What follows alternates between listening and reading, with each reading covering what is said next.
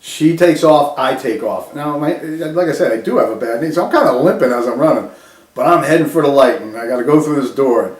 As I go through this door, they have it's like a little library for kids, you know. It's like a little, and the light I was seeing was from this floor to ceiling window. And I turn around, and there's like 6 people behind me, and I'm like, where'd all these people come from? You know, I didn't see them anywhere. And they're like, where are you going? And I was like, get a book, you know. And they're like, in the children's section. And I was like, well, it's light reading. It kind of agrees with me right now. And the one guy did kind of laugh, but they all turned around. And they started, well, come on, we're going back. And they all started walking in front of me. And my comment was, shouldn't one of you guys be behind me?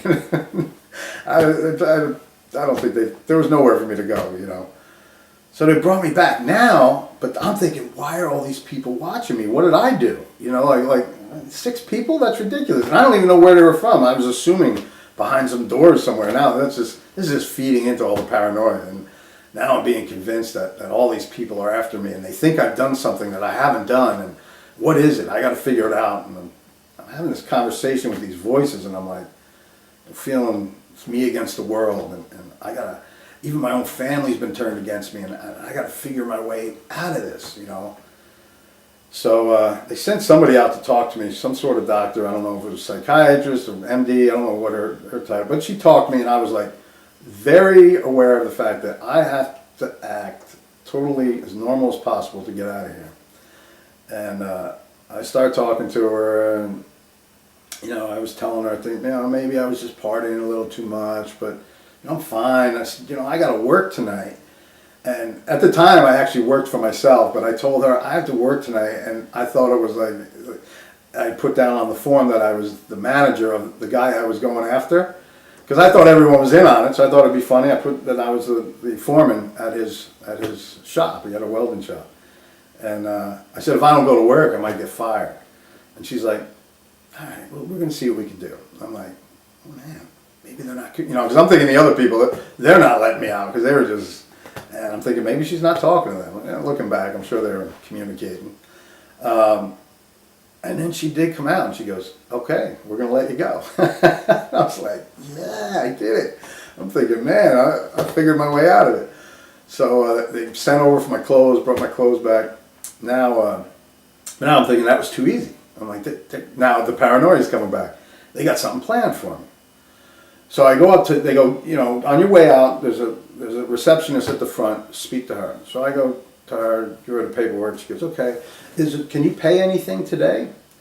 And I was like, you know, thinking, you know, I'm not giving these people money for them, you know. So I go, listen, I don't have anything on me. Because I'm thinking, if I say no, that's going to be their way of keeping me. So I'm like, I'll go to the ATM. I says, I'll get the money, I'll bring you back $100, that works? She goes, that's fine. So I go to walk away, and I'm thinking again, that was too easy. So as I'm walking out, one of the guys that had followed me into the library, I see him. Now, whether he was following me or not, I don't know, but it seemed he was, and probably was just to make sure I got off the property without causing any problems. You know, because they're probably like, something is off about this guy. Let's cover ourselves liability-wise and not let him off on his own. So I'm like, I got to shake this guy. So I go into the bathroom, figuring he's going to follow me in the bathroom because he was a good distance behind me. And I went up and I had my eye. So as soon as he walked in, you know, I walked out. So he would have to. And then I went around the corner and I took off as fast as I could. I hit a stairway, went down 2 levels, found myself in a parking garage. Felt like I had lost him. But then I was like, oh, they got cameras all over this place. They're probably watching me right now. So I said, I gotta really confuse them. So I started going up and down these stairways and going through these parking garages because they have no cameras in the stairways. So I'm like, I go up 3 flights and I'm coming down 2 flights. I go up 1 flight. And I'm thinking like, I must really be confusing these people. Meanwhile, I doubt they're still watching me. And then I'm like, I know what they're doing. As soon as I walk off this property, they're going to try and get me for theft of services because I didn't give that lady the $100. So I got to really ditch these people good. This went on for, you know, at least, I wound up going into the basement of the hospital. I was walking around some floor I know I shouldn't have been. One of those authorized personnel floors only. All the doors are shut. There was no patients. I don't know what was going on down there. And I'm like, I gotta get out of here. I gotta just make my move. So then I went out this side door and just headed up into New Brunswick, and I'm just like walking fast, thinking, and I'm still limping because I still got the bad, and looking around, you know, I don't think they're behind me, but let me not assume anything. I'm gonna act like I'm going to the train station, and I saw a taxi, and I jumped in the taxi, and then the taxi took me home, and on the way home I stopped by my mother's, and I said, you know, I got my liquor, and I was so furious that I thought she was on my side. Now I thought she had like put me in there.